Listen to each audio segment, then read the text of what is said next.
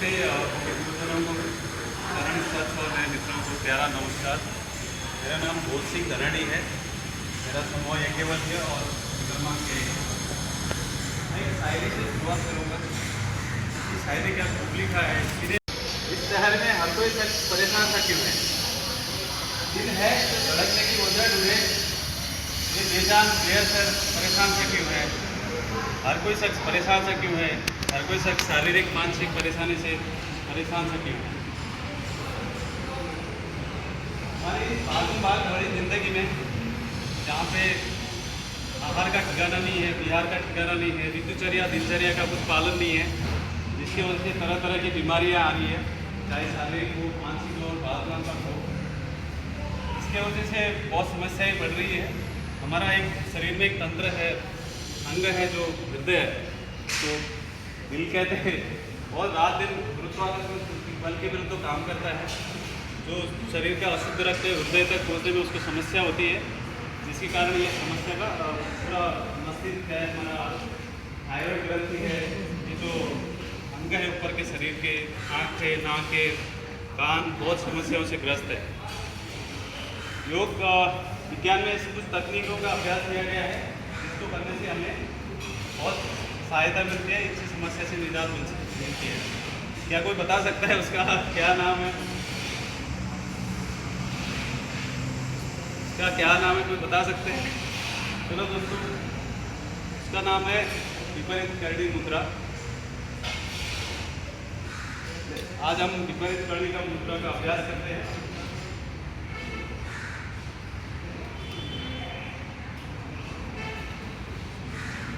विपरीत करणी मुद्रा एक संस्कृत शब्द है। इसका अर्थ होता है कि उल्टा, जैसे हमारा मन उल्टा ही काम करता है, उल्टा ये होता है। अभ्यास में हम शरीर के विरुद्ध मुद्रा में जाते हैं। नॉर्मली हमारा शरीर पैरों पे खड़ा रहता है, सर ऊपर रहता है, और इस पे हम सर नीचे रहता है और हमारा पैर ऊपर रहते हैं। इसे विपरीत मुद्रा कहते हैं। मुद्रा का और भी अर्थ होता है, जैसे हर एक देश की अपना अपना मुद्रा है, इसको करेंसी कहते हैं। मोहर को भी मुद्रा कहा जाता है।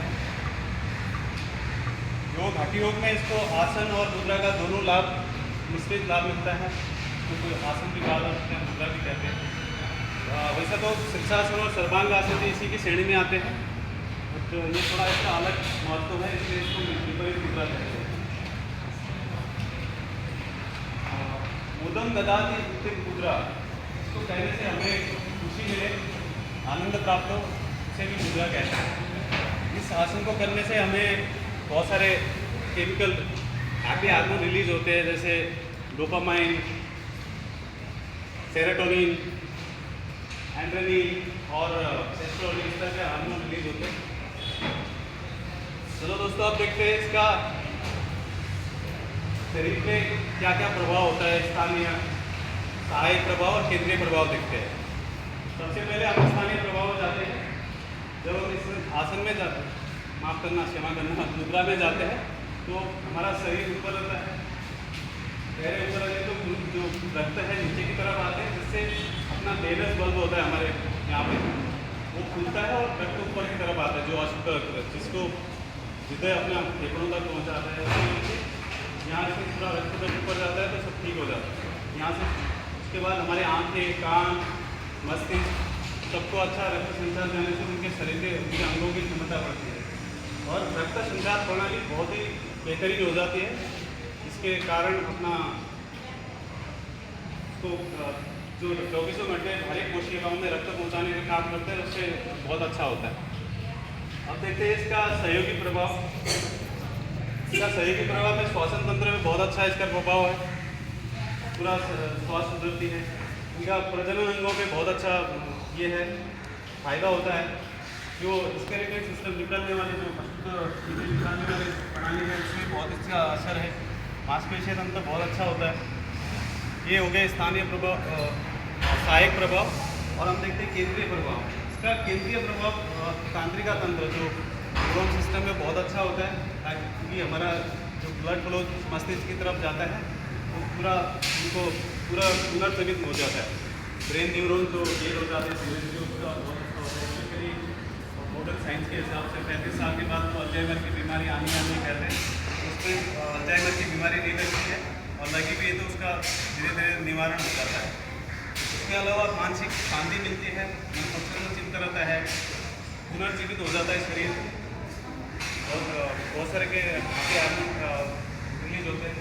और सबसे बड़ी बात योग के बारे में मुक्ति चाहिए, मोक्ष चाहिए, तो समाधि नहीं जाना है, उसके आध्यात्मिक चीज़ों के ऊपर का चक्र खुलते हैं, जिसको असिद्धि, आज्ञा और शास्त्र चक्र कहते हैं। जिसको ये हमने देखा है शारीरिक प्रभाव। अब हम देखते हैं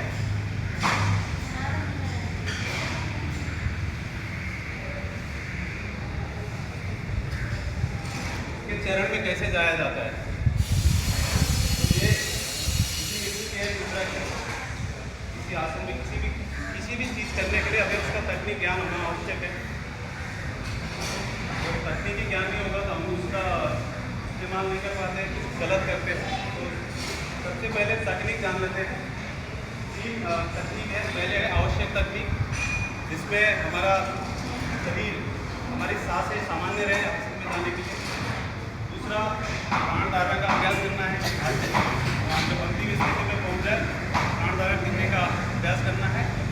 उसके बाद सजग वेदात्मक सिद्धता का अभ्यास करना है। जिन अंगों पे इसका इस्तेमाल नहीं हुआ हो, उनमें कोई तनाव नहीं, कोई कड़ापन नहीं, सब सामान्य हो रहा हो, ये आवश्यक तकनीक है। प्राण धारण कहते हैं तो उसका 3 अर्थ मतलब होता है संस्कृत में। प्राण मतलब सांसें, धारण मतलब एक जगह पे टिकाना, इस पर हम सांसों पे टिकाते हैं। प्राण धारण करते हैं हम अंदर आने वाली सांस और बाहर जाने वाली सांस की एक गिनती करते हैं। दूसरे पे प्राण धारण आँख के अंदर के रुकने में उसका देखते हैं कहाँ पे पूरा। और प्राण धारण तृतीय पे हमने मृत्यु ताल पे अंदर आने वाली ठंडी और बाहर जाने वाली गर्म सांसों का तो महसूस करते हैं। अब सहायक तकनीक इसमें देखते हैं। सहायक तकनीक में हम क्या करते हैं कि अपने हाथों को कमर के पास टिकाते हैं, ताकि उसका भार, शरीर का भार पूरा हाथों में आए, तो उसमें आसानी हो। और इसका देखते हैं कि परंपरा की तकनीक क्या है। परंपरा की तकनीक जब हम अंतिम स्थिति पे जाते हैं, जब हम आके अपने पैर के अंगूठे पे लगाते थे, आँख बंद करके प्राण धारण क्रिया का अभ्यास करते हैं, तब अपना को समर्पण करना है, ताकि हमारा अहंकार जो नया बकरी की तरह करते रहते हैं उसका खत्म तो होगा नहीं, बट कम हो जाए। तो अभी देखते हैं आरंभिक स्थिति में। प्रारंभिक स्थिति ये है कि सबसे पहले हम प्रारंभिक स्थिति में यहाँ पे पीठ के पैर लेटते हैं, आते आसमान की ओर रखेंगे हम, पैर शरीर से दूर है, आरामदायक। उसके बाद हम धीरे से आगे खोलते हैं,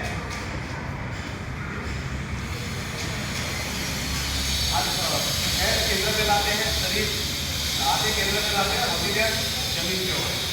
अगले चरण में हम धीरे से एक्टिव मसल की यूज करके इसकी चर्चाओं के अपना पैर को ऊपर उठाते हैं, पैर सीधा रहेंगे, यहाँ पर घुटने मुड़ेंगे नहीं, धीरे से नीचे कोण पे लाएंगे, उसके बाद 60 के कोण पे आएंगे पैर, उसके बाद 90 के कोण पे आएंगे धीरे धीरे, फिर अपने ऊपर के मार्ग के एक्टिव मोशन तमाम करके धीरे से यहाँ पहुँच जाएंगे। आपको 180 पे जब तक फिर अपने पैर शरीर के समानांतर ना होगा, 180 के कोण पे आ जाएंगे, इससे हालात में स्थिति कहते हैं। उसके बाद हम हाथों को अपने नितंबों में रखेंगे भटक के, ताकि हमारा वजन आगे आए और उंगलियां आसमान की ओर रहेंगी। उसके बाद धीरे से अपने पैर को सीधा कर देंगे। अब जब पैर सीधे हो जाएंगे तो अपने आंखें, दृष्टि को अपने पैर के अंगूठे में लगाना है और आंखें बंद के प्राण धारण किए अभ्यास करना है। क्या यात्रा कितना किया जा सकता है, कितनी देर किया सकते हैं, अपनी क्षमता अनुसार करीब करीब होगा 15 साल से 90 साल तक आप कर सकते हैं।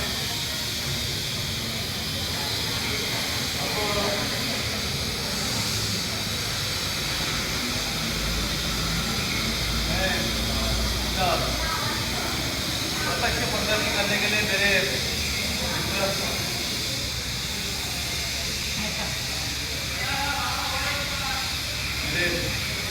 मालक आनंदित करूँगा।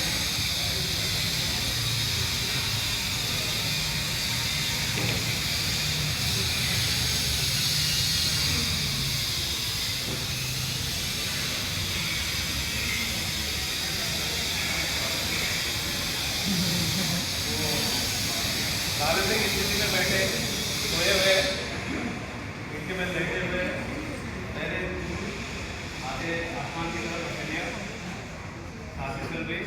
इसके प्रथम चरण में आने के लिए अपने आंखें खोलेंगे, पैरों को केंद्र पे लाएंगे, हाथे को शरीर के पास और हथेलियां जमीन की ओर।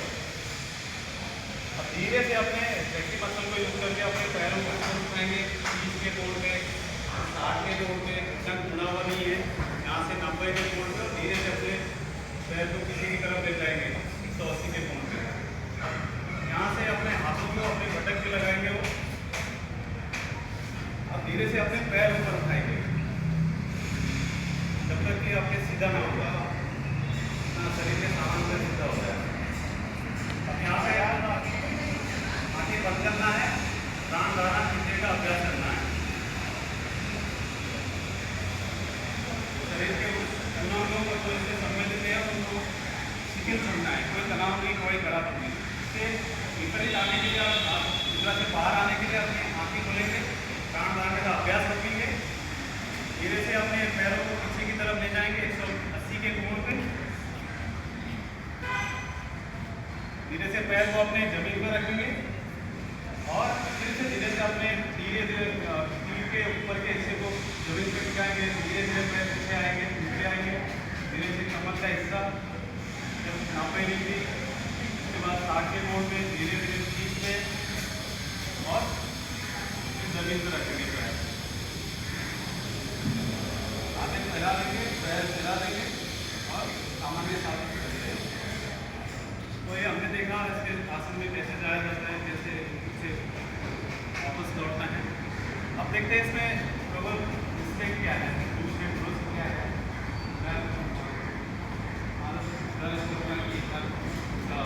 आसन में जाया जाए। यहाँ पे प्रारंभिक स्थिति है, बहुत सारे लोग झटके से पैर उठाते हैं, नहीं करना है।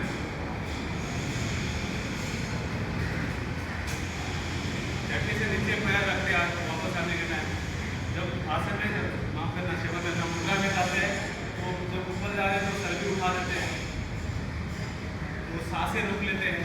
ये सब नहीं करना है, नए बत्ते के तरीके से जाना है। एक बार सही से दिखा देते हो, पैर धीरे धीरे अपने माथे के लेके ऊपर जाएंगे, पीछे जाएंगे, उसके बाद आराम से वापस पैर कमर में लगा, हाथ कमर में लगाएंगे और ये अंतिम से यहाँ पे सीधा रहेगा, अपने केंद्र पे है। धीरे से सांसें आंखें खोलेंगे, सांसें प्राण लाने का अभ्यास करेंगे और पैरों को पीछे की तरफ ले जाएंगे। तो अच्छे से अपने हाथ जमीन पे, धीरे से पीठ का ऊपरी हिस्सा, मध्य और कमर धीरे से जमीन पे आएगी और पैर 90 के कोण पे, 60 के कोण पे और फिर पैर 30 के कोण पे आ जाएंगे। हाथ फैला देंगे, पैर फैला देंगे, फिर आसमान की ओर, यहाँ पर सामान्य गति आ जाएगी। ये संभावित गलतियाँ और उसका सुधार हमने देखा। अब यह कौन एक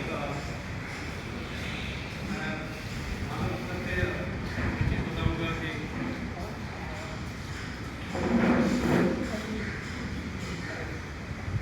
जो इसका अभ्यास नहीं कर सकते हैं वो पूर्वाभ्यास करना है। पूर्वाभ्यास में एक पादासन है, द्विपादासन है, द्रोणासन है, द्रोणासन है, हलासन है। तो मैं सबसे गुजारिश करूँगा कि एक बार पूर्व और द्रोणासन का अभ्यास करना है। शरीर उनके समानांतर है, सामान्य है, पैर केंद्र पे हाथ जमीन जमीन की ओर और सामान्य गति से चलते हैं, आंखें बंद करेंगे और अपने पैरों को सबको एक साथ उठाएंगे। उससे पैर का उठना हमको से दिखना चाहिए। जितना देर तक कर सकते हैं उतना देर तक रुकेंगे और धीरे से आंखें खोलेंगे बाहर आने के लिए और साथ में सर और पैर को जमीन पर रखेंगे। धीरे से हाथों को खोलेंगे, हाथों को फैलाएंगे, पैर को फैलाएंगे।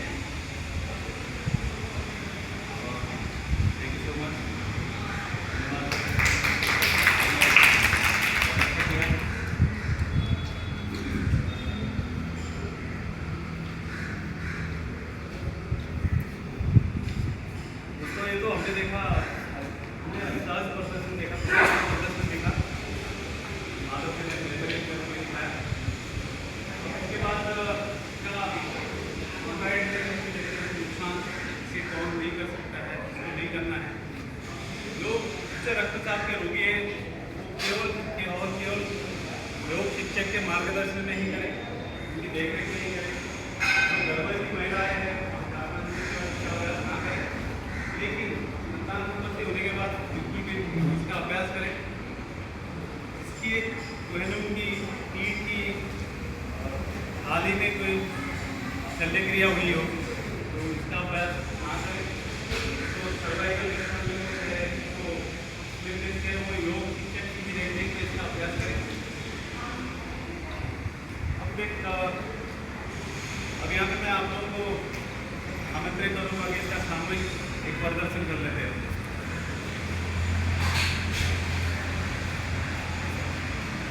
सब लोग अपने पीठ के बल बैठ जाइए, अपने चश्मा को निकाल दीजिए, अपने टी-शर्ट को अंदर करिए, शर्टिंग करिए।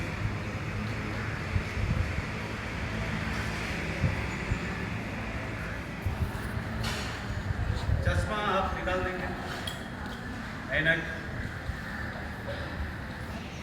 अपने पीठ के बल लेट जाइए और आप लोग थोड़ा एक ही तरफ सर रखेंगे तो अच्छा है। मेरी तरफ सर रखिए, मेरी तरफ पैर मत रखिए, मैं सिखा रहा हूँ। ठीक है, अब सब लोग अपने पैर को फैला के पीठ के बल लेके हाथ हथेली आसमान में और शरीर से दूर, सांसें सामान्य गति से चल रही है। अब मुद्रा में जाने के लिए सबसे पहले अपने पैरों को केंद्र में लाइए, हाथों को शरीर के पास, हथेलियां जमीन की ओर खुली हुई। अब धीरे से अपने रेक्टी मसल को, पेट के निचले हिस्सों को, मांसपेशियों का इस्तेमाल करके अपने पैर को उठाइए। धीरे से धीरे धीरे आराम से उठाइए और पीछे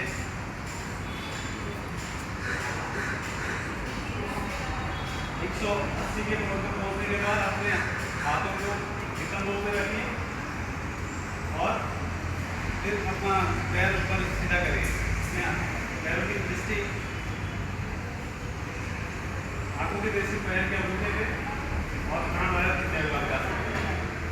अब धीरे से इसके आसन से बाहर आने के लिए अपने आंखें खोले, प्राण धारण करने का अभ्यास होके और धीरे से अपने पैर को पीछे ले जाए, उसको आलासन की स्थिति में, और अपने पैर हाथों को जमीन पर रखें और धीरे से आराम से 180 से 90 के पास स्थिति में, फिर 60 से, फिर 30 पे और फिर पैर जमीन पर रखिए। आंखें खोलिए, हाथ फैला दीजिए, पैर फैला दीजिए और हाथ सामान्य गति से खोलिए।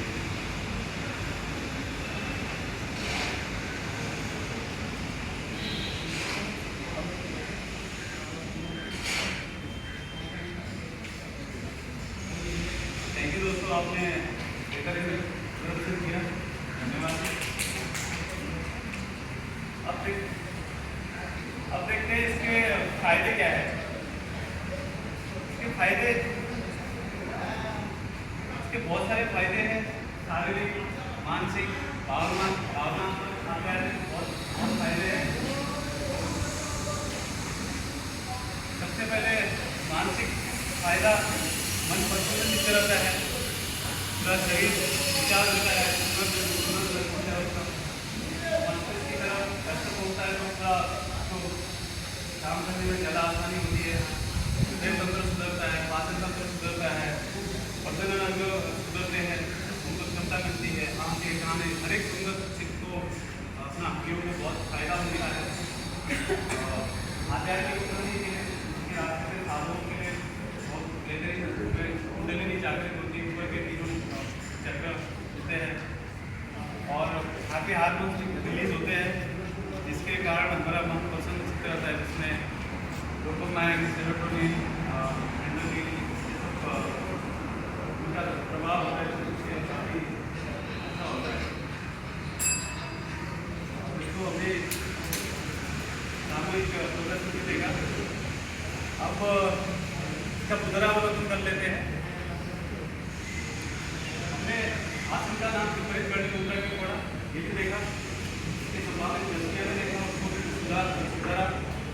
उसके बाद हमने इसके नुकसान क्या है, इसको नहीं करना चाहिए, वो भी देखा, और इसके कैसे किया जाता है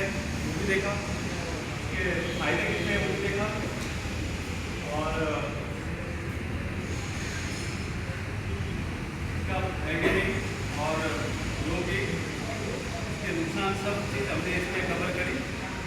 अब यहाँ पे मैं आपके लिए एक गृह कार्य छोड़ के जा रहा हूँ।